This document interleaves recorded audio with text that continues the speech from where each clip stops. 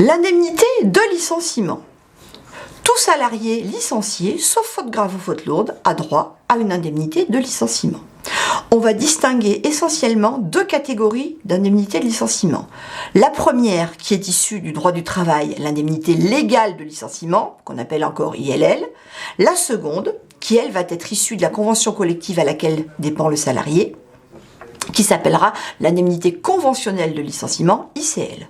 Malheureusement pour le salarié, il ne touche pas les deux, mais seulement la plus favorable des deux. C'est-à-dire que pour tout solde de tout compte, il va falloir calculer systématiquement les deux indemnités et choisir la plus avantageuse.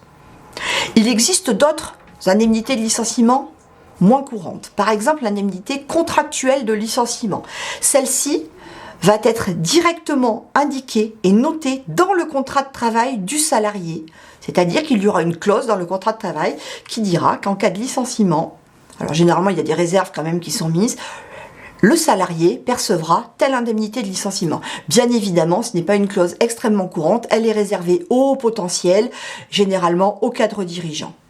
C'est ce qu'on appelle un parachute doré. Et enfin, dernier cas, les indemnités supralégales. Nous allons trouver les indemnités supralégales essentiellement dans les accords qui ont été définis dans le cadre de PSE.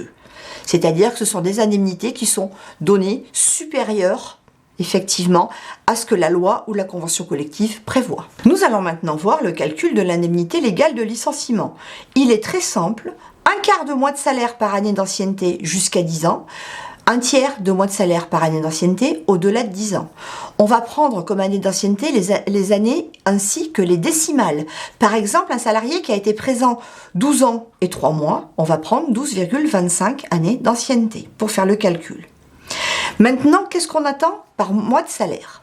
On va prendre la moyenne des 12 derniers mois ou encore la moyenne des 3 derniers mois et on va regarder le plus avantageux des deux. Attention, toutes les primes à périodicité différente, comme le 13e mois, la prime vacances, vont être effectivement prises en compte à prorata temporis dans le calcul, surtout dans le calcul des 3 derniers mois. À noter que tout salarié a droit à une indemnité de licenciement dès l'instant où il a plus de 8 mois d'ancienneté.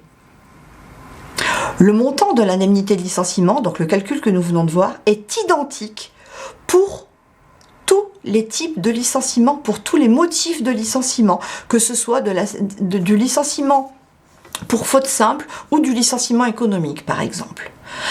La seule différence, c'est pour l'inaptitude professionnelle qui va avoir la même indemnité, mais doublée.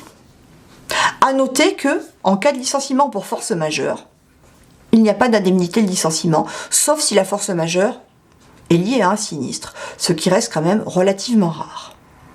Enfin, dernière chose, si jamais le salarié avait eu des périodes de travail avec des horaires différents, il va falloir alors calculer l'indemnité de licenciement au prorata temporis.